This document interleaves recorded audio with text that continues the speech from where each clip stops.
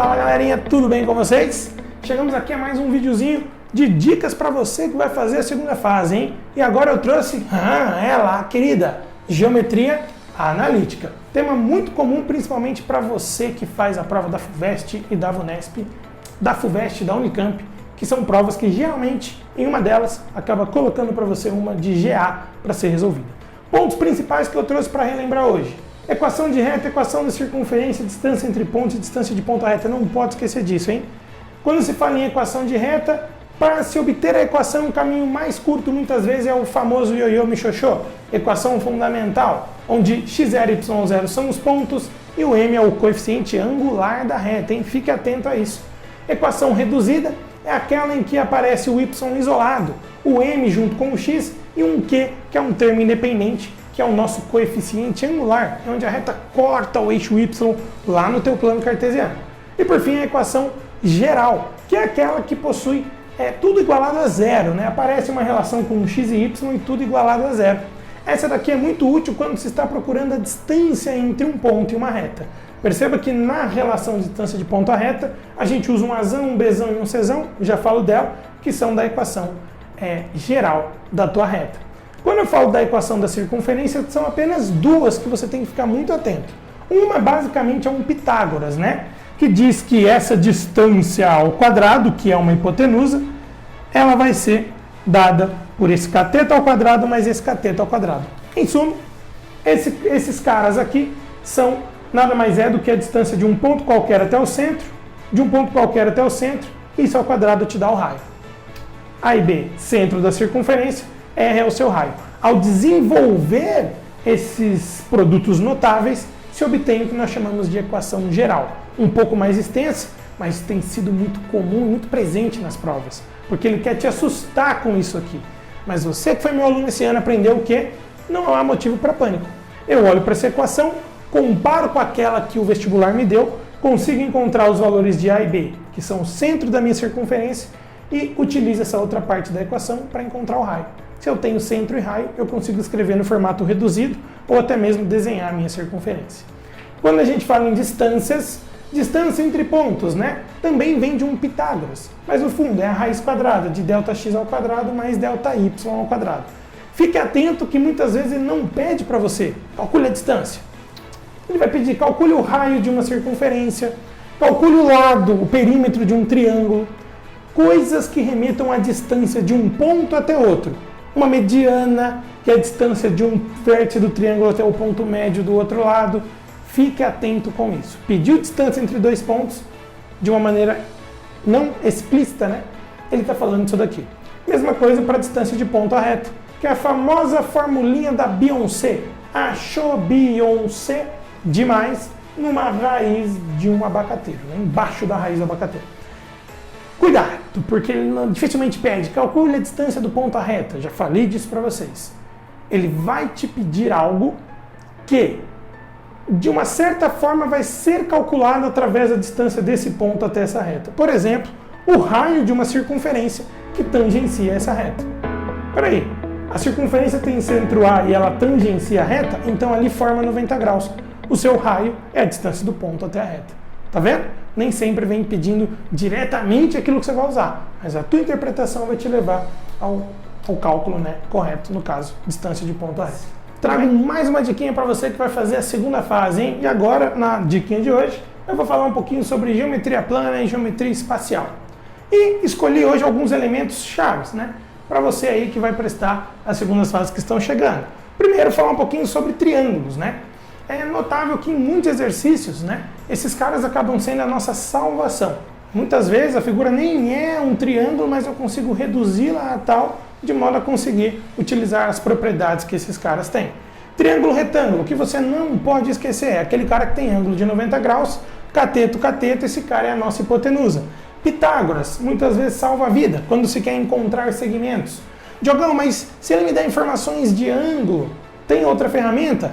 Relações trigonométricas. Não se esqueça, seno, cateto oposto sobre hipotenusa, cosseno adjacente pela hipotenusa e a tangente, cateto oposto ao ângulo dividido pelo seu cateto adjacente, que é o que está encostado. E também, para fazer cálculo de áreas, né, de triângulo, mesmo ele sendo retângulo, claro, Tem aquele clássico base vezes altura dividido por 2. Isso você sabe, mas é importante ter na manga também o método alternativo que se utiliza de ângulos para calcular a área. É lado vezes lado, seno do ângulo dividido por 2. Se o seu triângulo não for retângulo, você esquece Pitágoras e esquece relações trigonométricas dessa forma simples que ela vem. E lembre-se da lei dos cossenos e da lei dos senos. Dê uma olhadinha nisso, não vai esquecer, hein? Só passando por ela, lei dos cossenos. Esse cara ao quadrado é igual ao quadrado dos outros dois lados, menos o dobro do produto entre esses lados em questão e com o cosseno do ângulo que está oposto ao lado solitário. A lei dos senos faz lado dividido pelo seno igual a lado dividido pelo seno, como nós mostramos aqui. Vale ressaltar também que a mesma técnica que a gente utilizou para a área aqui, dá para utilizar num triângulo qualquer, ou seja, em qualquer triângulo, lado vezes lado, seno do ângulo dividido por 2, te dá a área. E podia ter pego esse com esse, dividido por vezes o seno do beta, dividido por 2, que também te daria a mesma área. Tudo bem? Triângulos são importantes porque eles aparecem em muitos sólidos geométricos. Por exemplo, os tetraedros, né? Que são figuras formadas por 4 faces, onde as 4 faces são triangulares. E muitas vezes, para se calcular os segmentos ou, às vezes, o próprio volume desse cara, eu tenho que saber trabalhar com os triângulos que ali apareceram, ok? Lembre-se que volume de figuras com vértice, assim como o cone, pirâmides, né? O tetraedro é uma pirâmide, é área de base vezes altura dividido por 3. Não vai esquecer disso, hein? Divide por 3, senão a coisa vai dar errado aí.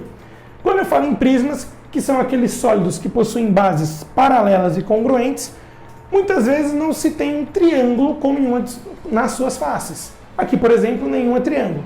Mas, para calcular algumas medidas, alguns segmentos, muitas vezes eu tenho que me reduzir, né, reduzir a minha figura ou encontrar na minha figura um triângulo que me ajude a chegar naquilo que eu preciso. Por exemplo, a distância desse vértice até esse, não existe fórmula para isso. Mas se eu ligo esse cara para cá e depois desce, isso é a altura, isso aqui é uma parte da minha base, eu consigo, por Pitágoras ou alguma outra relação, que nós vimos agora, encontrar a medida entre a distância, né, entre esses dois pontos, tá bom? E lembre-se, né, quando é prisma ou cilindro, eu não preciso dividir por 3. Área de base vezes altura te dá o seu volume, que é a capacidade de escapar. Passando aqui para deixar umas diquinhas básicas aí para a segunda fase, né, que estão chegando. E não podia deixar de falar um pouquinho sobre a parte que cobra aumentos e diminuições percentuais a uma taxa fixa ao longo do tempo.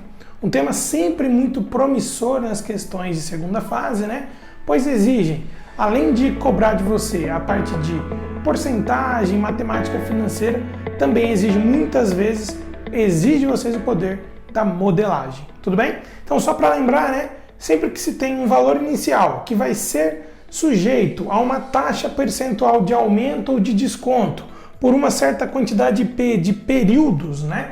Então nós temos situações que poderiam traduzir isso como uma população que cresce ao longo do tempo, um veículo que tem um valor inicial e desvaloriza ao longo de um certo período de tempo, problemas que têm essa caracterização de aumentos ou de diminuições percentuais a cada período de tempo. Essa modelagem, né, para se obter um valor futuro, né, a respeito desse valor inicial que sofre esse aumento ou diminuição percentual ao longo do tempo, a gente usa aquele clássico modelinho matemático, que diz que o valor futuro vai ser o valor inicial aplicado a 1 mais quando for aumento, menos quando for diminuição, i por cento elevado ao tempo, que é o 1 mais ou menos i, elevado ao P, que muitas vezes está atrelado a um período de tempo.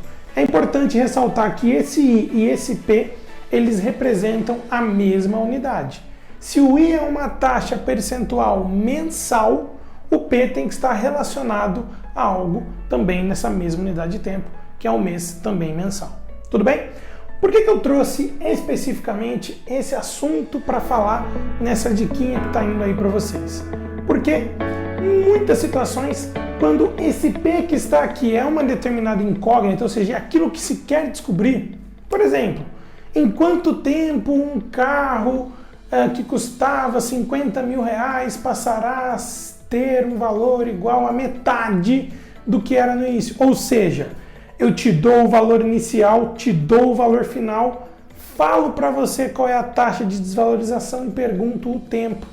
E pergunto quantos períodos demoram para que isso aconteça. Sempre que você estiver nessa situação, você está diante de uma equação exponencial. E equação exponencial muitas vezes exige que você tenha um bom domínio dos logaritmos. Então ele consegue criar uma questão que capta muita coisa aí de matemática. O modelo matemático para aumento de desconto, trabalhar com equações exponenciais e que muitas vezes exigem logaritmo na sua resolução. Só recapitulando, sempre que você tem uma equação exponencial, o seu objetivo é descobrir o valor da incógnita que está localizada no expoente. Para isso, muitas vezes é necessário a aplicação de logaritmo na sua equação. Aqui, por exemplo, V0 que está multiplicando eu passo dividindo. Esse termo e esse termo são ambos chamados de base. Muitas vezes não podem ser escritas numa base comum. Por isso, a gente aplica logaritmo nos dois lados da equação e a partir daí, usando as propriedades de log, que é importante rever, né, para essas segundas fases, você consegue encontrar o valor do P, que é o expoente dessa expressão. Tudo bem? Valeu, galera. Essa é a dica de hoje. Grande abraço.